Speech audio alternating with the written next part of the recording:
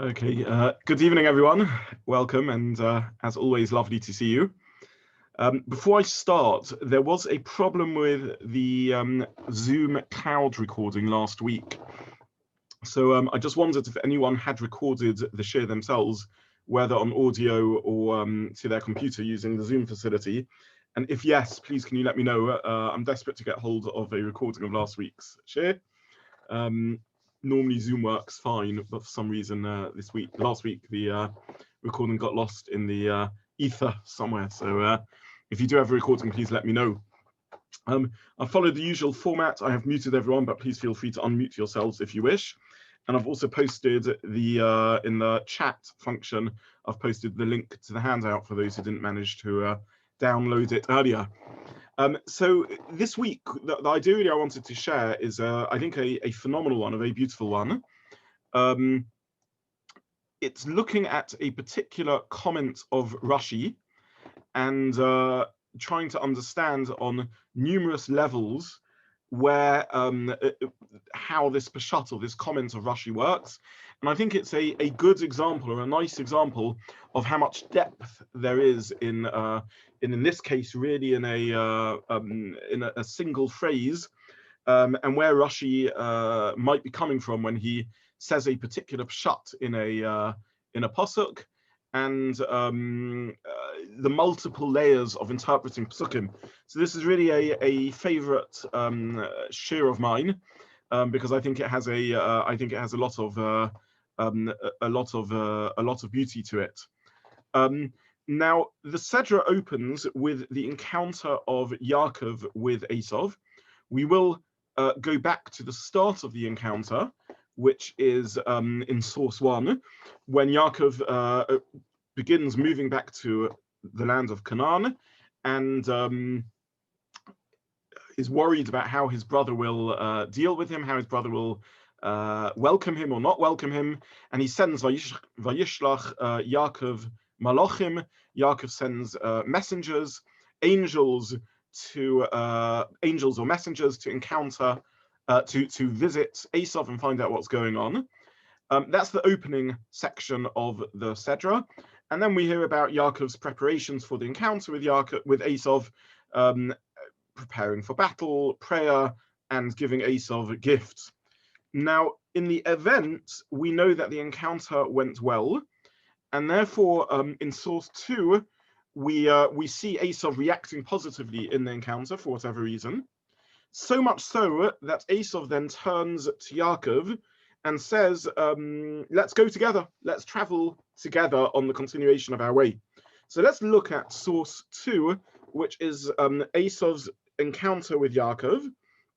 Vayomer, pasuk Yud Beis, pasuk 12, Vayomer nisa v'nelcha ve'elcha lenegdecha. Let's go and I will go with you. Esav waxes up and down in his relationship with Yaakov. Now he says, I'll travel with you.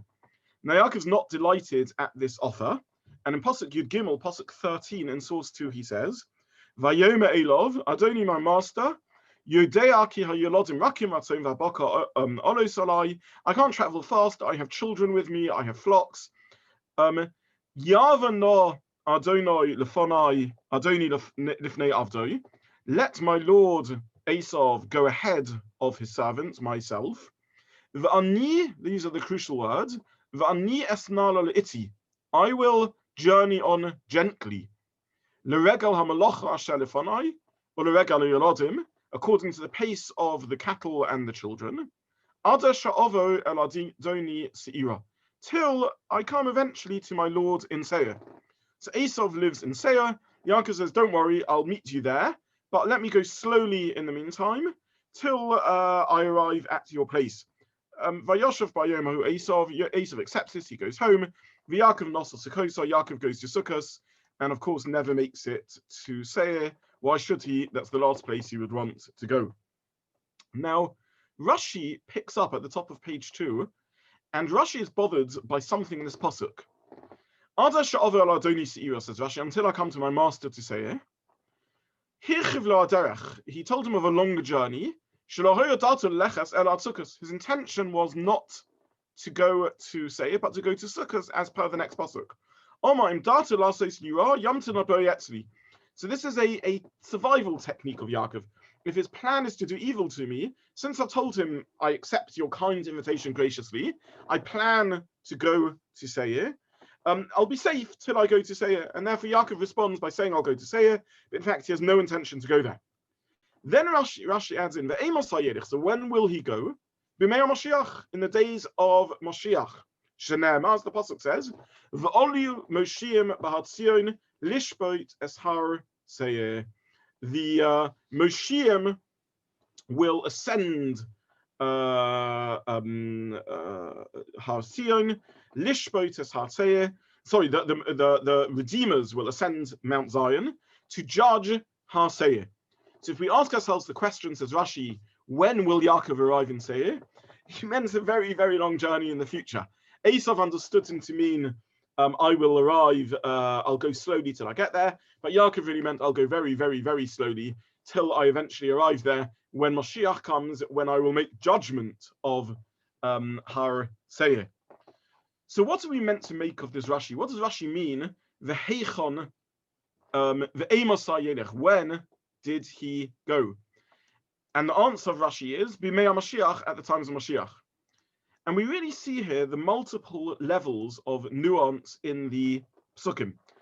In source 4, which we won't look at inside due to the limits of time, the Marsha discusses this sequence of Midrashim.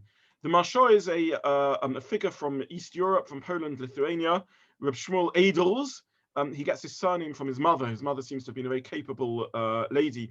We know that many surnames derive their origins, family names derive their origins from a father's name. So a Jacobson or a name like that, or Iskvitz is the son of Isaac, and Rabinovich is the son of the Rav.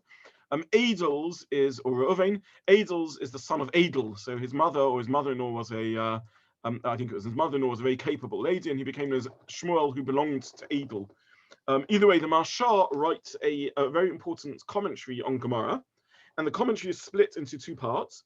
He explains the halachic sections of the Gemara as you would expect from any halachic commentary, and he also explains the midrashic or agadic sections of the Gemara, and therefore is a very important commentator on Medrash and Agada. And he discusses what Rashi is doing over here. In fact, Rashi, as is his way, is really quoting a Gemara, but Rashi is merging two different Gemaras together. Because in the first part of Rashi says he had no intention to go there. In other words, he's lying. Why is he lying? Because it's necessary to survive. In the second part of Rashi says, no, he's not lying, because he does have every intention to go to Seir. However, his intention is to go to Seir very far off in the future when Mashiach comes. And the Marsha explains Rashi's question, when will Yaakov go? Because if we look in Rashi asks the question. Rashi says, Yaakov has no intention of going because he's worried about going to Esav. He sees this as a technique to avoid damage from Esav. So what does Rashi mean when he carries on? So when does Yaakov go? What do you mean, when does Yaakov go?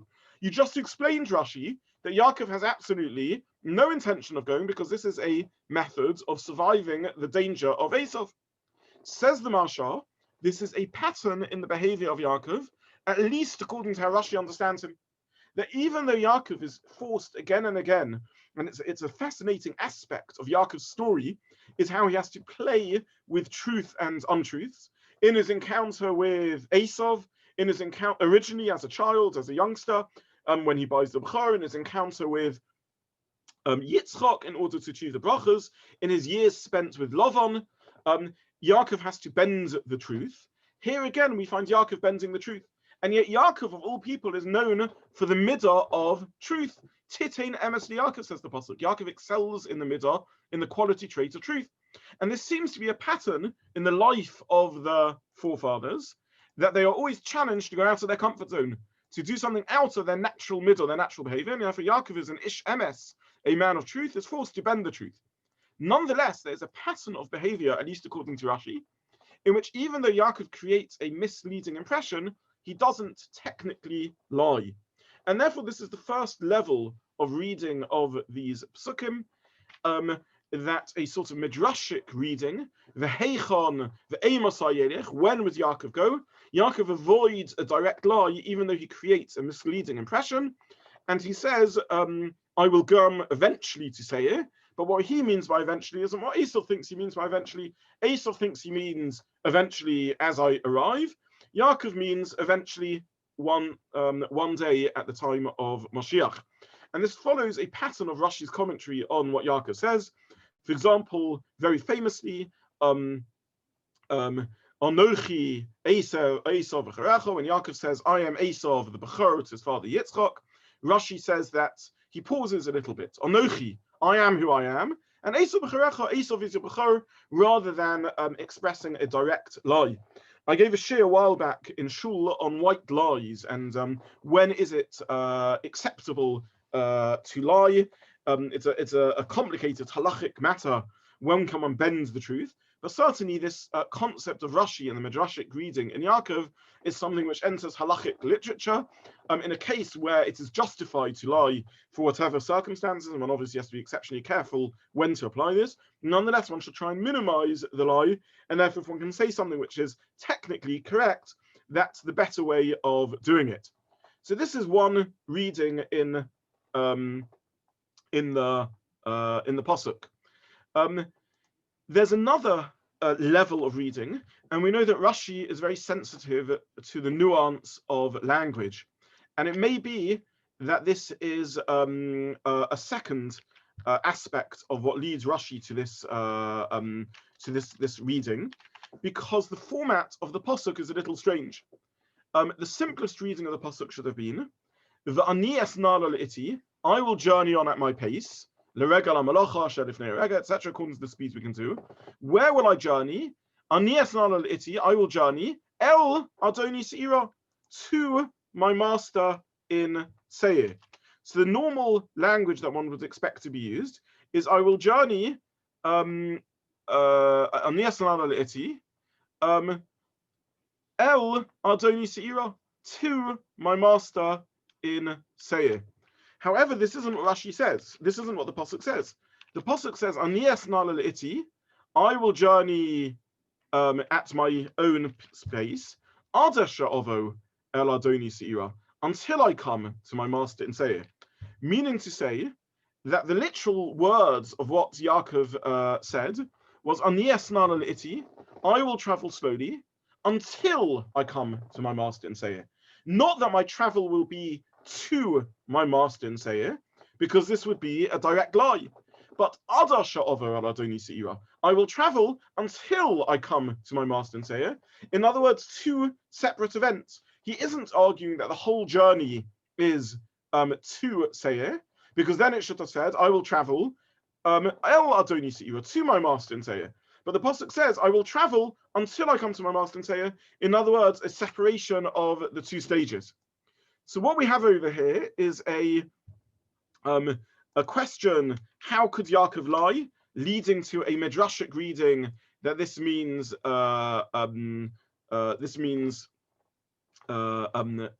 eventually I will come, or a nuance of language, because we know Rashi is ever sensitive to the nuances of language.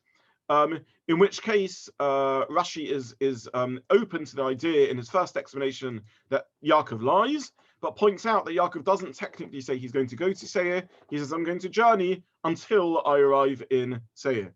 So this is a second reading of the Psukim. However, there is a third reading of the Psukim, and this is brought in source 5 from Rabbeinu Bechai. And this is what I call the level of Remez. So far we've seen a Peshat reading of the Psukim, in which Rashi, acting in his role as the Baal HaPeshat, notices a sensitive nuance in language. We've seen a Midrashic reading in the Psukim, in which the Medrash isn't willing to accept that Yaakov would lie outright, and therefore the Medrash says it must be he's referring to eventually arriving in the land of Seir.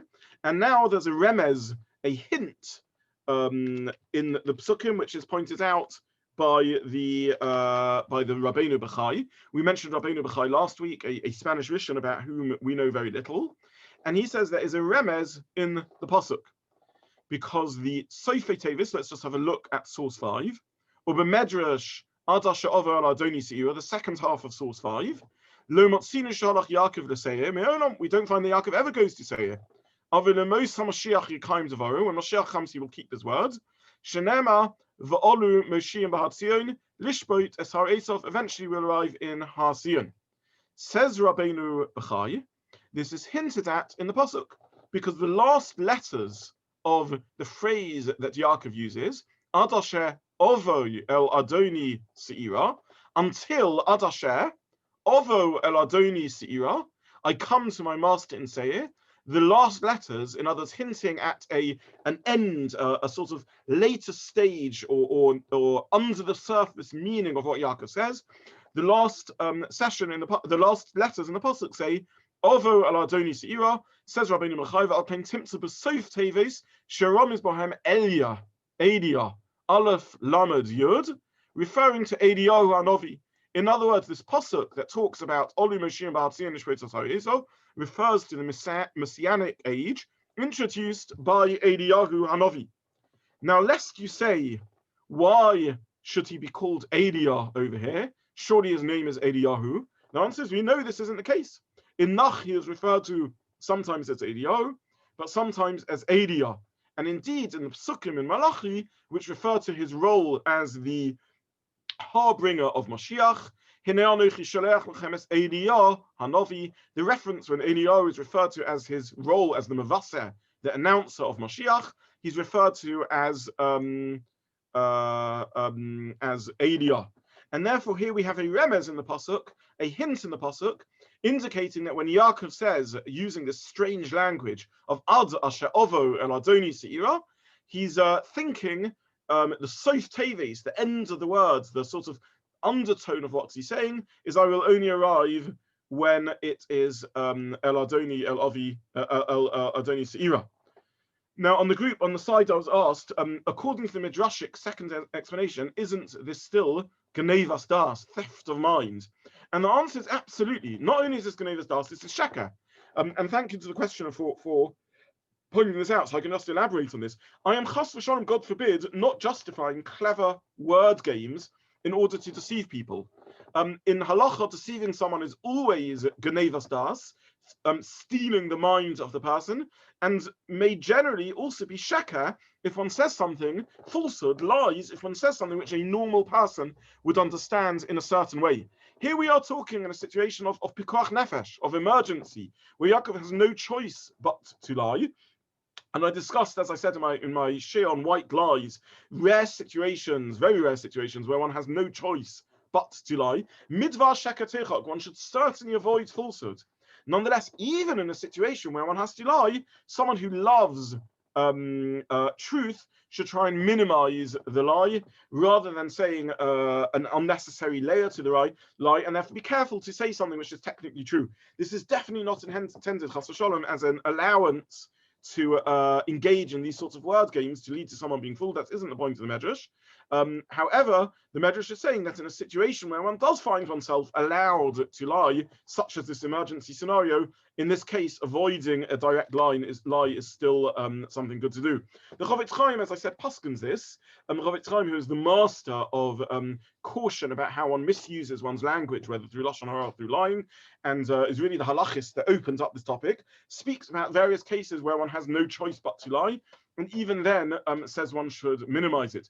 For example, he speaks about a friend who taps one for money the whole time, borrows money, and never pays back. And it becomes impossible. One asks and asks to pay back, and it just becomes untenable. And one therefore is in a situation where one doesn't wish to lend to them again, but one knows that it will end up in an almighty row if they ask you for money and you say, I'm not willing to lend you.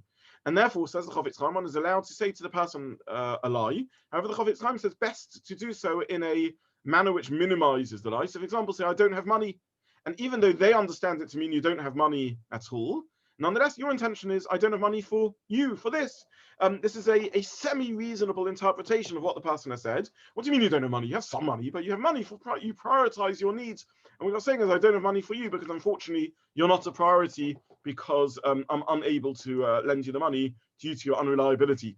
So in cases where a lie is allowed, we see this midah of Yaakov of still trying to maintain as much truth as possible.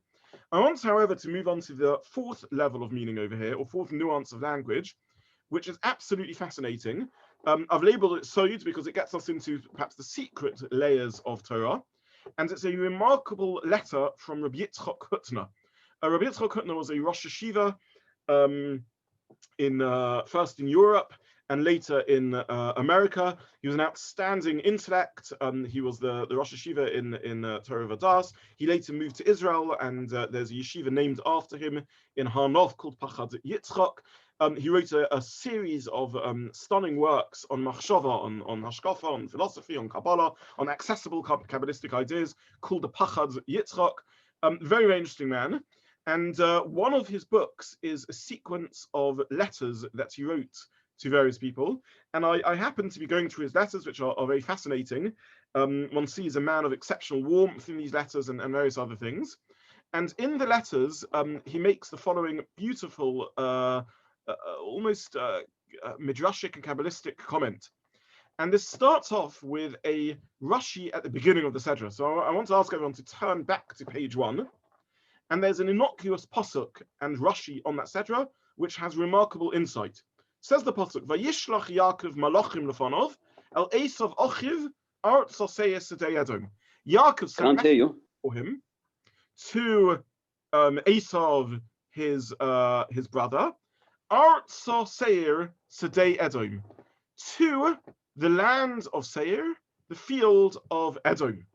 Now Rashi picks up on this pasuk. And Rashi here is saying a very simple comment in his classic role as commentator. We turn now to the bottom of page 2 where I cited Rashi.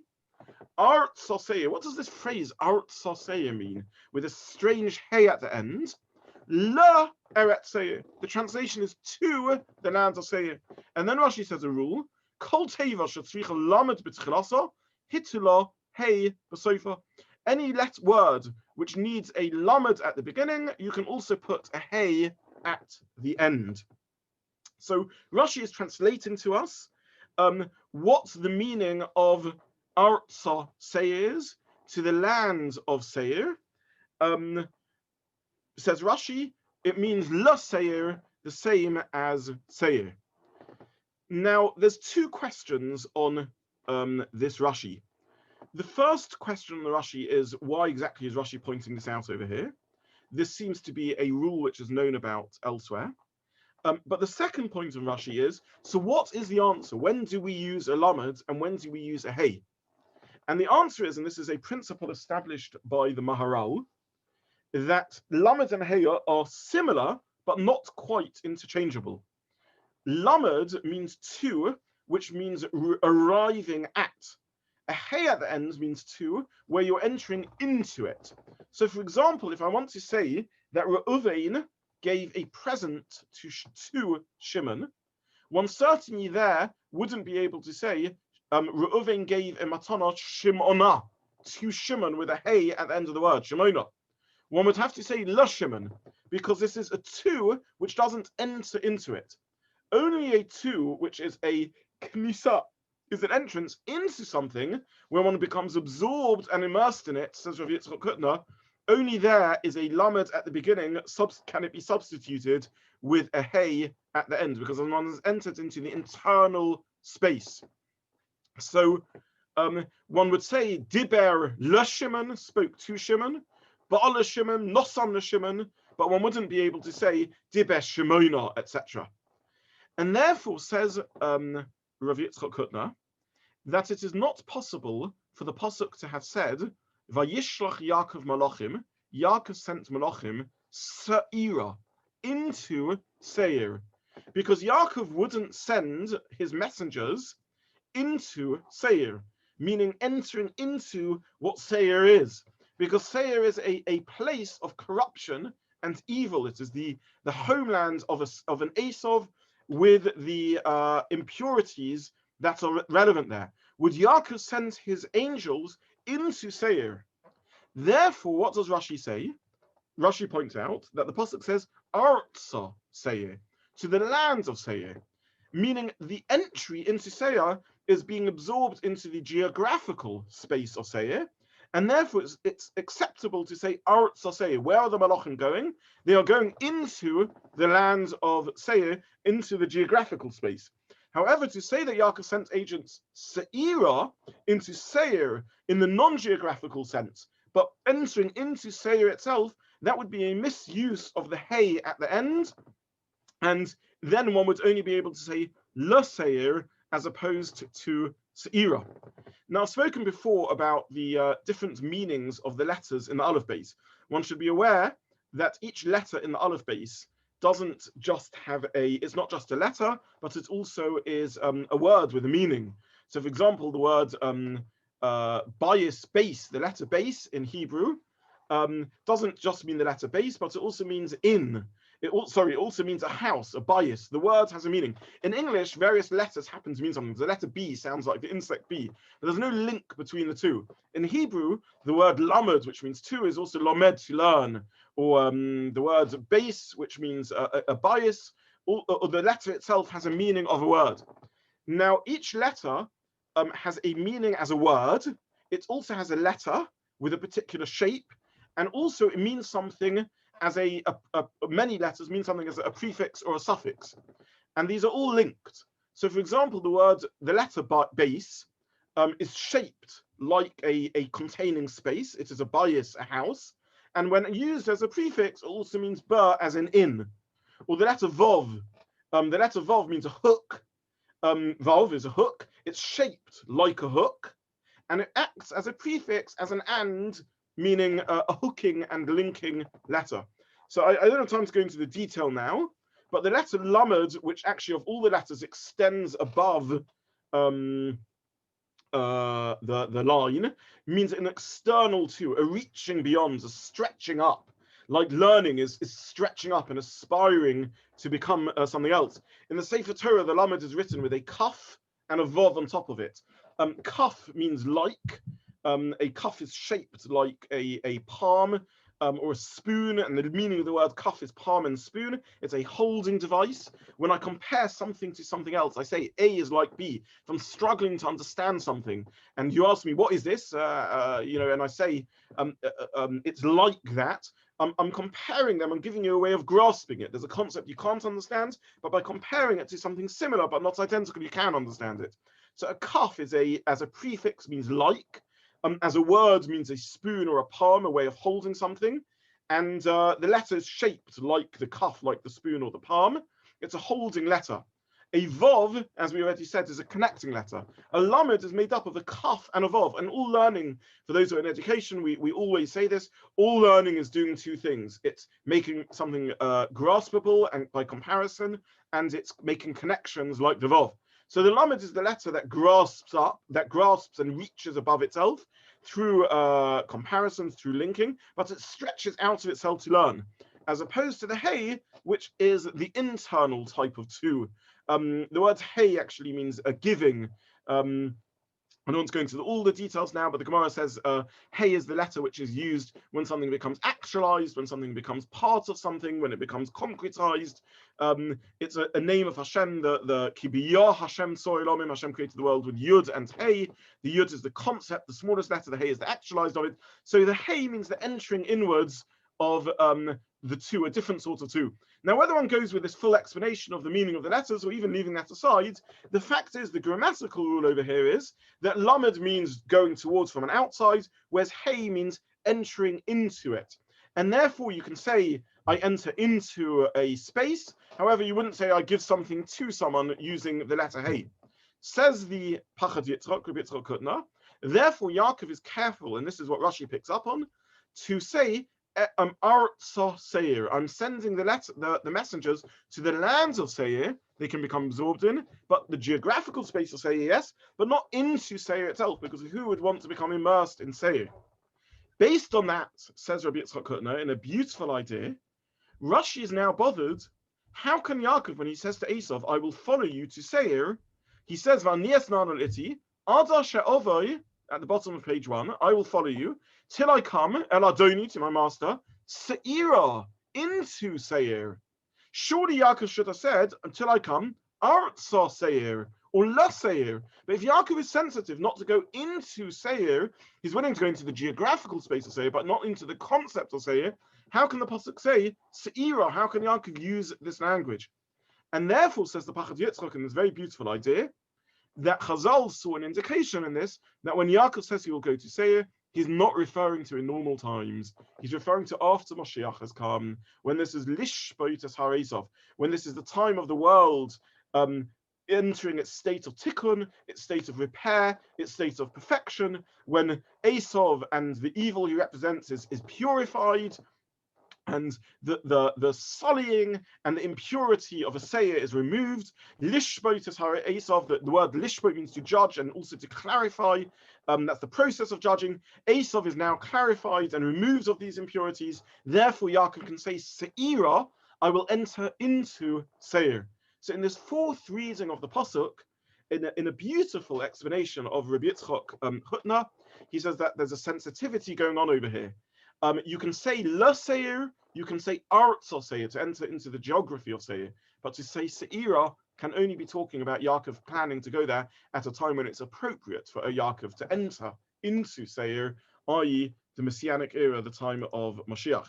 So what we have seen here is an array of different commentaries speaking about the pasuk in different levels of meaning. The strange language, perhaps being the clue of Rashi. What does he mean? I will go until I come to Seir. He should say, I will go to Seir, indicating that these are two separate things. I will come, I will go, and then eventually I will arrive in Seir. The Midrashic reading that isn't willing to accept that Yaakov would lie outright, and therefore has this Midrashic reading that this is Yaakov talking about eventually, when at the time of Mashiach. We have the Drush that sees the Soif Teves of Edia, and finally we have the inner meaning of the pasuk as outlined by Rabbi Yitzchak Hutner, the Hey as opposed to the Lamed. So this is a reading of the pasukim which I hope indicate to us a little bit about the beauty of the four levels of reading. It's an example of Parshat, Remez, Drush, and Soid in what sounds like a very innocuous and simple comment of Rashi. I will now switch for the second half of the shiur to talk about the halachas that we were learning. And in case anyone has joined, missed my what I said at the beginning of shiur, due to Zoom problems, I lost the recording of the shiur last week. So I would just ask everyone, please, if you happen to have a copy, if you did record at the shiur, please let me know so I can reobtain the lost Torah. However, as a result of having lost the recording, there's two things that I wish to do now. The first is, as a result of losing the recording, I wasn't able to put it up online, and a couple of people who missed it asked me if I will briefly go over the halachas I mentioned last week, which I will do, not only to help the people on online who missed the recording, but also because I've forgotten where I got up to, because I normally take a note afterwards. I listen to the recording, and I don't remember how far we got into the halachic discussion. I do remember, thankfully, that we started the malacha of Mavir, the malacha of lighting a fire on Shabbos, and I beyond that I don't remember exactly how far we got. I will just very, very briefly, in a couple of minutes, try and do a summary of what I think we said. We said that Mavir is creating a fire, nowadays by lighting a match or a cigarette lighter or the light, or adding fuel to a fire, or intensifying the fire, making the fire stronger. These are all examples of Mavir. Now, we may instinctively feel, why do I need to learn this malach? Of course, I don't light a fire on Shabbos, but as per the other malachas, we will see that this is indeed very relevant to us. I then mentioned, I think, a machlokas about heating something till it becomes red hot. The Rambam is of the view that this is Mavir, even though no open flame is created. Nonetheless, the red hot glow, which is the heat and electrons and so on, is halachically identical to Mavir, according to, or similar enough to Mavir, to be a tolda of Mavir, according to the view of the Rambam, and other Rishonim disagree and don't believe that is the malacha in question. The debate really is twofold. One is, do you need visible flames or not? And the second is, since the metal doesn't become consumed through the burning process, the heating process, is the essence of Mavir when you are consuming a fuel or even without it. The third point I mentioned is that this is very relevant to appliances, to electricity nowadays.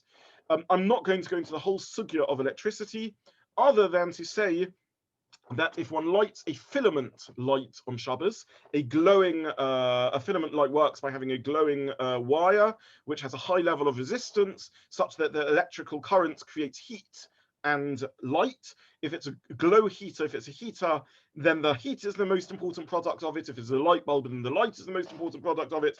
One tweaks the resistance in order to create different levels of, to create a radiation given off at different wavelengths, which will either come out as heat or as light. But certainly if one switches on a light, according to the Rambam, this is the malacha of Mavir. Thank you for someone posting to me on the side where I got up to. Yes. Okay. So thank you. So that's the malacha of Mavir, when you create a filament light. In addition, there are poskim who believe that all electricity is Mavir, even when it isn't electricity that generates heat or flames at all. Now, certainly most electricity nowadays does not create flames. Light generally comes not from a filament light nowadays, but from LED or fluorescent or other sources of lighting, which isn't a flame. It can't be used for Havdalah, for Borim or Eish, as I mentioned last week. It isn't a flame, even though it's a light. Nonetheless, there are poskim who say that the physical force which is unleashed in an electrical current is akin to Eish, because it is the movement of electrons, and therefore they believe that even without creating light or filament glowing, it would be the malacha of Mavir. Most other poskim disagree with this and think electricity is other malachas. I'm not going to go into the details of which other malachas. So this is what we discussed last week. We also discussed, and thank you for posting on the side so that I know where we got up to. I think we discussed last week glow sticks, hand warmers, glow in the dark, and all these sorts of things. I won't go through all the halachas other than to say, in general, there's no open fire there, so it's not Mavir. There's other problems depending on how hot they get. It may be bishul. It may be makeh b'patish, which we discussed at length because one is completing something. I don't believe makeh b'patish is an issue. My research, to the best of my ability, is that there's no bishul. It does not reach above yad seledes. And finally, it may be moiled, creating something new, which is a drabonon of makeh b'patish. As a result of the halachic conclusion, I normally tell people not to use these hand warmers, but there are cases where people need to. For example, there's certain back conditions where one needs to apply hot compresses, and this is the best way of doing it. In Israel, they are lenient for soldiers on guard duty and things like that. So in situations, extenuating circumstances, one can use these devices, but normally speaking, one shouldn't. Similarly, these glow sticks, which again create light, even though they are not Mavir, because this is not a flame heat, nonetheless shouldn't be used because of the various other halachic problems, even though, as I said, these halachic problems are probably minimal, and therefore in extenuating circumstances one can. Someone has asked me on the side, is there a problem with using a filament light coming on with a timer on Shabbos? And the answer is there isn't. I mentioned last week that Mavir is is unique amongst the malachas in that it is singled out by mention in the Torah, even though the Torah says generically, lo saseh kol malacha, don't do any malacha on Shabbos, and doesn't list the 39 malachas. Mavir is mentioned, lo savaru eish b'chol mosh v'seichem, and I mentioned that there was an argument between the Karaites, the Kusim, those who only take Torah Shebechsav, who translated the pasuk as don't have a light burning on Shabbos, even if lit before Shabbos, as opposed to those who accept Torah Shebal Peh, Al Masorah, which understands don't light a flame on Shabbos. However, if it is lit before Shabbos, it isn't a problem. And therefore, we indeed, dafka do deliberately light flames before Shabbos to create hot foods for cooking or for candles lit before Shabbos. So we don't believe there's a problem if the malacha started before Shabbos. A time switch is a means of starting the malacha before Shabbos, such that the machinery triggers the light, as opposed to the process triggers the light, as opposed to me. And since this is an automated process before Shabbos, even though the light is coming on, which may be a fire if it is a filament light, nonetheless, it's not a problem. Now, there is a halacha drabanon not to have on timer things happening which an external observer will see or hear and assume or suspect that you have done this malacha on Shabbos. They used to have timers even in the olden days. They didn't have electrical timers, but they had devices that could act as timers, triggering a process to start on Shabbos, such as using water, which would cause a float to rise, and once enough water dripped in, the float would rise on Shabbos. There's a halacha of avshamilsa, something which is detectable outside the home, and people could hear, and it would create a maras ayin of sorts, isn't allowed.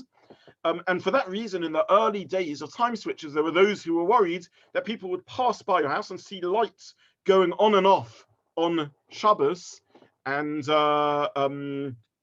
this would be maras ayin. Nonetheless, since nowadays time switches have become so prevalent, anyone who sees a light going on and off would understand it's from a time switch, and therefore this the consensus of almost all poskim is this problem doesn't apply, which is why we use time switches on Shabbos, even with a filament light, which is a melacha d'oraisa. So this is one example, anyway, where Mavir would be relevant on Shabbos, which is certainly a filament light according to the Rambam, and perhaps all electricity according to how some poskim analyze electricity.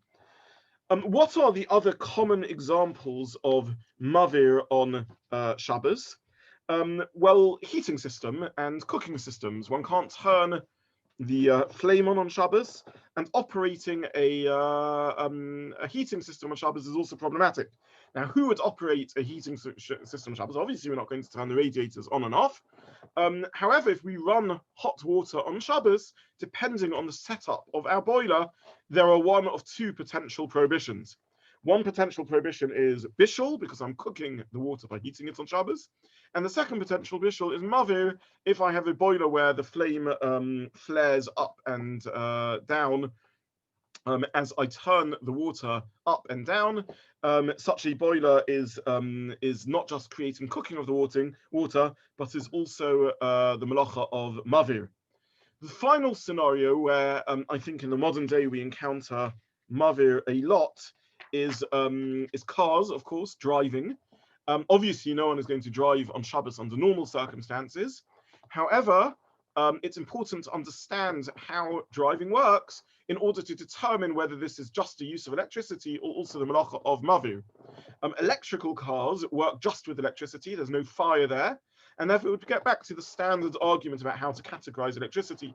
But the classic car that we're still using, we're still burning fossil fuels, millennia on from the first ideas of using fuels in this manner. When we use a car, we are burning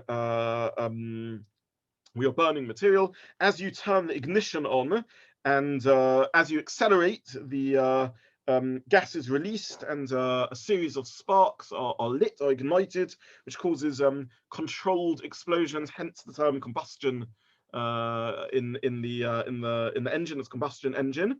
And these controlled explosions are absolutely classic mavir. Interestingly, one might think that when one turns the engine off, one is transgressing mechaber. We will get to the melacha of extinguishing a flame, not this week, but hopefully next week. Mechaber, which is the flip side of mavir, extinguishing a flame.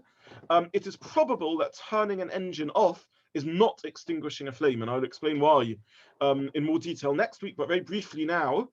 If you have a flame and you put it out, that is mechaber. If you have fuel and you remove some of the fuel, that is mechaber, that is extinguishing. So if I have my Hanukkah candles and I ladle out with a teaspoon, I remove some of the oil from my oil container, that is mechaber, because I'm causing it to have less fuel and therefore go out earlier. However, with the combustion engine, it isn't one continuous fire. If it was, you would know very swiftly and should speedily get out of the car. It is constant explosions, constant ignition, reigniting again and again and again. And by turning off the engine, all I am doing is stopping the next ignition. There's thousands of ignitions taking place per minute, and therefore when I turn it on, I'm doing thousands of melachas. But in turning it off, I am simply stopping further ignition rather than limiting the current burning that is going on. And therefore, whilst accelerating and turning on an engine is mavir, turning off is the use of electricity, but not mavir. Why is this relevant? For most of us, never relevant, because, or not relevant, because of course, either way we shouldn't do the melacha. But when it comes to paskening, For example, Amir al-Akum, if one needs to take a taxi for a medical emergency or call an ambulance, these distinctions are relevant. I'm not going to go through now the halachas of calling ambulances and traveling in a taxi, but in emergency situations, as we are aware, hospital visits and the like, sometimes it is mutter to instruct a non-Jew to drive one in, and so on and so forth. And understanding well what the malacha of driving is would affect exactly the allowances. Asking a non-Jew to do something is not a get out of jail free card. There are parameters, very tight parameters, of when this isn't and isn't allowed, and it's relevant in the context of Mavir, of driving, to understand how the malacha works. One other halachic principle, I guess, to mention is the concept of groma, indirect causation. We have discussed this at length on other occasions. In general, grom havara is not allowed. One isn't allowed on Shabbos to even indirectly cause a flame to come on. So, in fact, let's look at the question that was asked about a timer on Shabbos and work through a few scenarios of common questions. If I have a timer set on Shabbos to turn my lights on at 1 o'clock in the afternoon when I expect my guests to arrive, and the guests come early, and it's 11 o'clock, I want the lights on earlier at 11 o'clock, am I allowed to alter the timer to bring the lights on early? Now, I obviously can't alter the timer to directly bring the lights on as I press the timer. That would be doing the malacha immediately, lighting the lights immediately. Can I alter the timer so instead of the lights coming on in 3 hours' time, they will come in half an hour's time? The answer is this is groma, causing the lights to come on earlier, and therefore this wouldn't be allowed. However, if my lights are already on and they are due to go off, if I have a mechanical time switch, that means a time switch with these little pins or teeth, I think they call them, and which I flick on and off, backwards and forwards, and the tooth was in such that the light was going to go off in an hour's time, I can move the tooth out to keep the light on, because all I'm doing there is stopping a change occurring. The machine was set such that it was going to turn the light off. I stop it turning the light off. I'm keeping the state continually. Similarly, if the light is off and it's due to come on and I don't want it to come on, I can move the pin, the tooth, the other way to stop the light coming on, because again, I'm doing nothing there. The light isn't on at the moment. The machine was going to make it come on. However, I'm simply stopping it coming on. That's not a malacha. That has no significance at all. Now, this only refers to the time switches which have mechanical pins. If it's a more posh digital pin, then one wouldn't, or digital time switch, one wouldn't be able to do this. But many people, including myself, still use these pin time switches. Many houses still have them, and one would be allowed to alter that on Shabbos if one is preserving a state but not changing a state, because this would be groma of Havara, and adjusting it in this way would be a problem. The second reason this adjustment might be problematic is Mukta. The time switch is a kli shemalachto le'issa. It's a utensil used for issa, which is turning on and off lights. And nonetheless, one is allowed to use a Mukta utensil for its own purpose if it's in a mutter way. And therefore, maybe I should say that clearer. There are many different categories of Mukta. The particular category of Mukta that we're talking about over here, which is an appliance generally used for something forbidden, I'm nonetheless allowed to use on Shabbos for something permitted. And since I'm moving the teeth in a permissible manner, this would be okay. A screwdriver, for example, is a particular type of Mukta, which is kli shemalachta issa. It is a utensil which is generally used for issa, for tightening screws, and therefore it's Mukta on Shabbos. However, I can take the screwdriver if I have a mutter use for it, for example, opening a coconut. I want to hammer into the sides of a coconut on a point. So then I would be allowed to use my screwdriver. Similarly, the pins on the time switch are generally used for Mukta purposes. However, here I'm using them for a permissible use, and therefore this would be allowed. So this is another example, another just application, I guess, of groma in the context of Mavir. If I'm talking about Mukta, let me maybe just discuss for a few moments other aspects of Mukta relevant to Mavir. And this is as follows. Maybe I probably should dedicate a series of shiurim to Mukta as a topic. But for now, I will suffice to say that there are many categories of Mukta, of which we have mentioned one. kli shemalachto le'issa, an appliance which is designed and generally used for a forbidden activity. This is a lower level of Mukta because it can be used for a permissible activity. I can't move it around for no reason. If I want to use it for a permissible activity, I can. Then there is a higher level of Mukta, something which is fundamentally and intrinsically removed from use over Shabbos. And this is Mukta machmas gufay. The object itself is fundamentally Mukta. Now, a candlestick, for example, is kli shemalachta le'issa. It's a utensil used for Issa.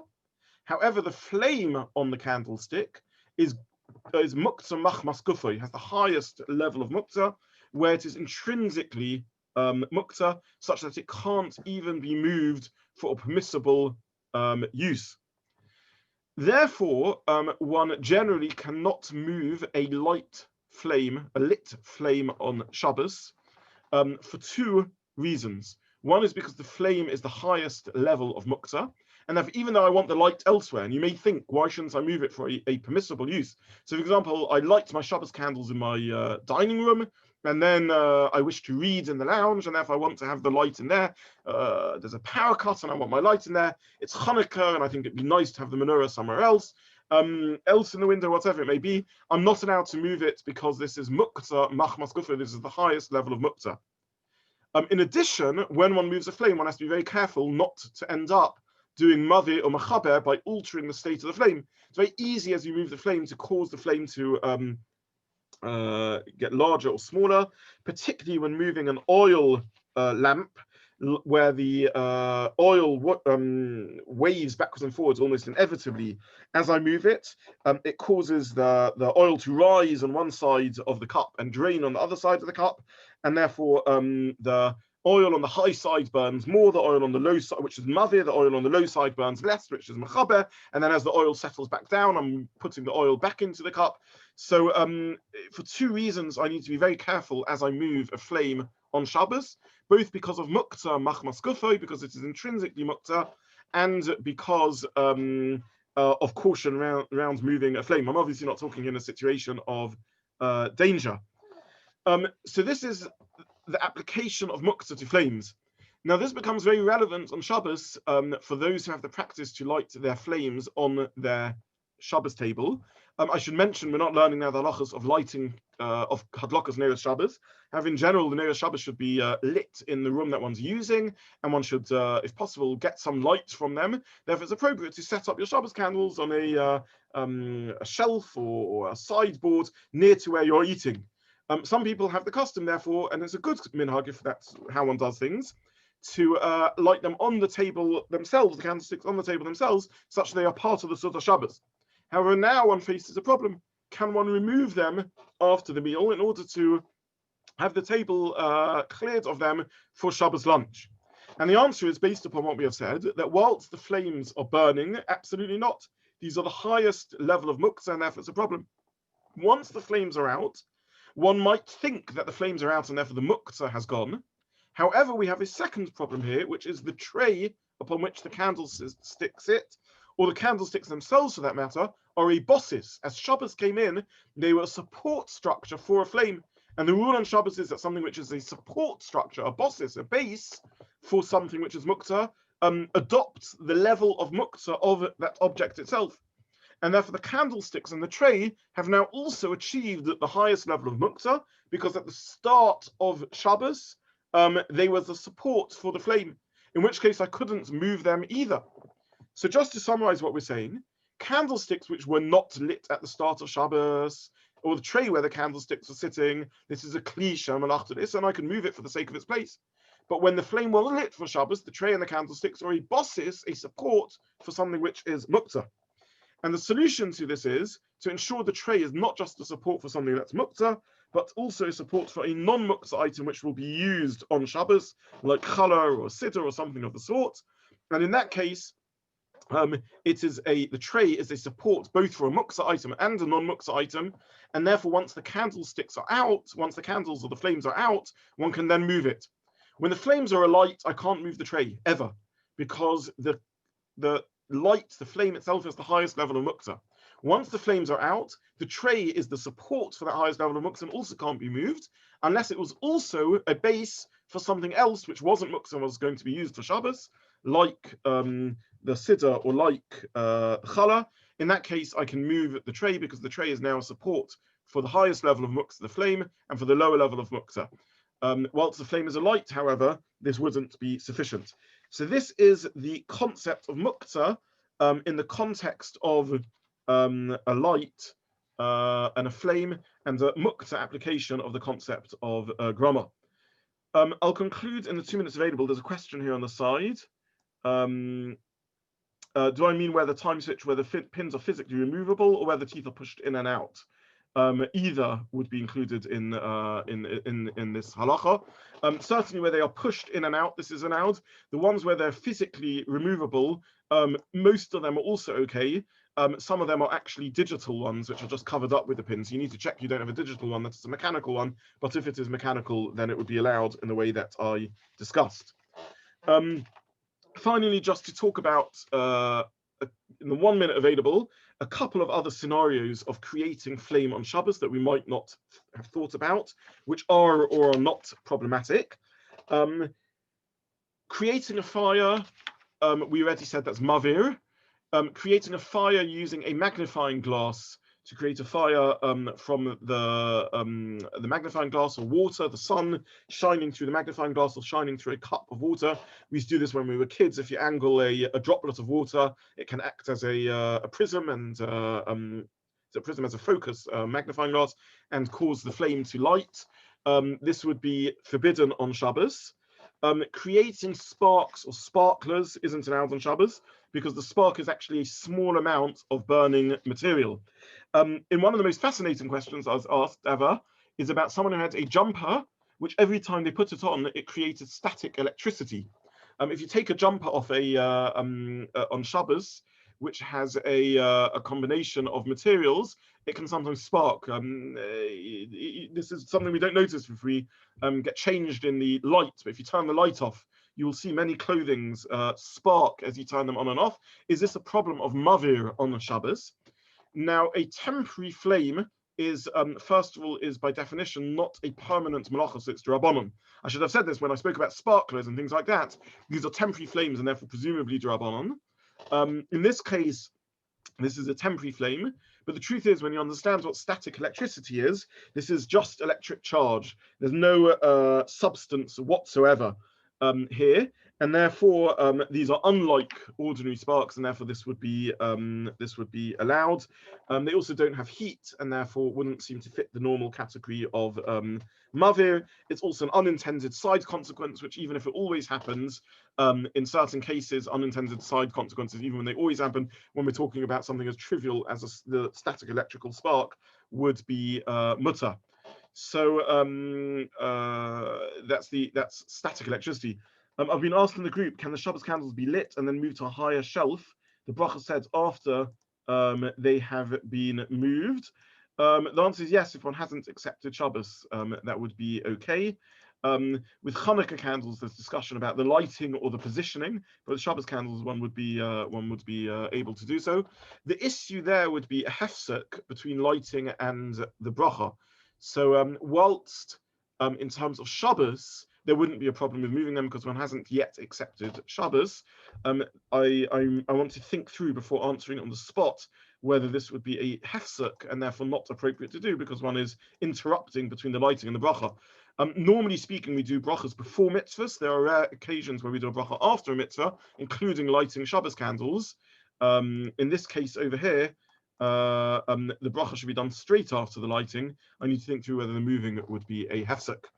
So that brings us to a close for today's share. I apologize for the few minutes of repetition, both due to not being sure where we're up to and wanting to put on the public record the recognition due to the loss of the recording. As I said, if anyone does have a recording, please let me know. And I'll stop here and wish everyone a good day unless there's any questions anyone wishes to ask.